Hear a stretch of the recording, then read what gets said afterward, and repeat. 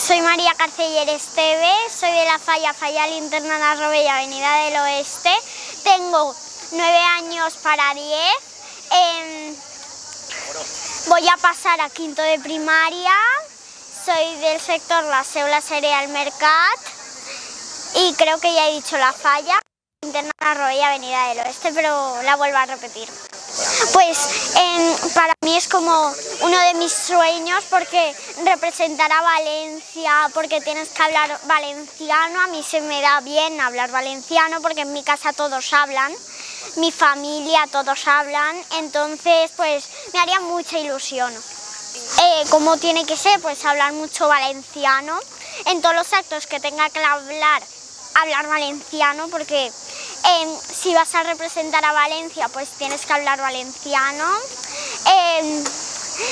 Tienes que ir a todos los actos, pero si estás enferma, si tienes COVID, tienes que intentar ir, pero con mascarilla. Yo desde cuando soy fallera, pues desde que nací, toda mi vida he estado en la Falla Linterna.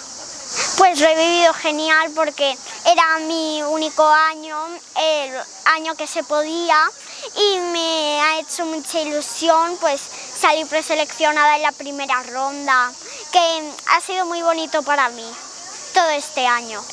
Bueno, sí, porque tengo una buena y una mala. La buena es que podría acompañarles y por si acaso le pasaba algo, pues que llamara a otros. Y la mala es que a lo mejor capta la atención más el presidente, que es la fallera mayor. Entonces eso también